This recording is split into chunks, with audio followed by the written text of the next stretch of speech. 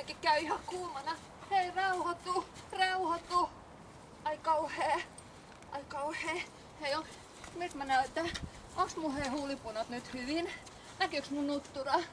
Hei, mä ajattelin, mä laitoin vähän näitä tällaisia arkeisempia koruja, kun mä ajattelin, ettei liikaa, kun ne on ihan tavalliset seukkakisat. Hei, miten te ootte mieltä? Pitäisikö meidän peittää toi fiori vähän tommosella arkisemmalla loimella, että se ei erotu liian hienona sieltä niitten tavisten joukosta? Ai kauhea! Tää kiristää. Ne myy mulle ihan liian isot silikoonit.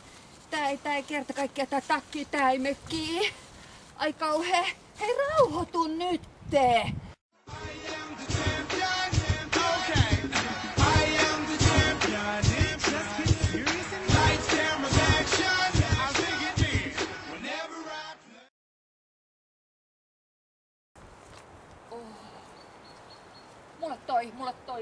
Mulle toi. Todellakin.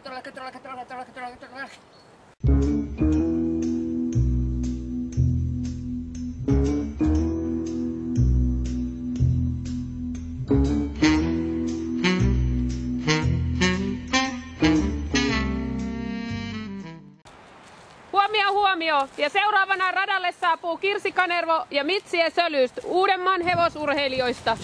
Apua! Nyt mie romaaha! Tuo yleisössä on Juha Tapio.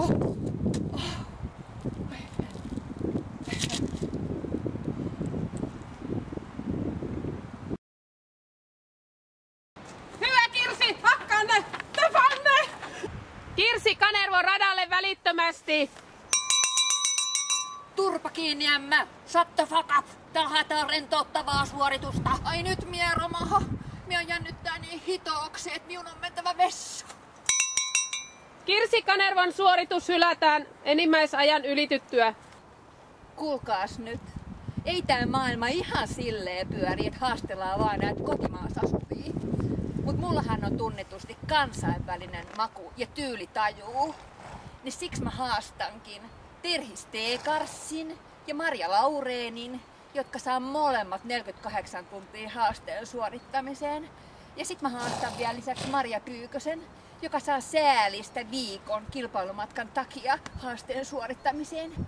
Ja jos se ei kuulkaa mimmit suju, niin joudutte tuomaan mulle kaavapullon ihan virallista teitä. Tsemppii tytöt!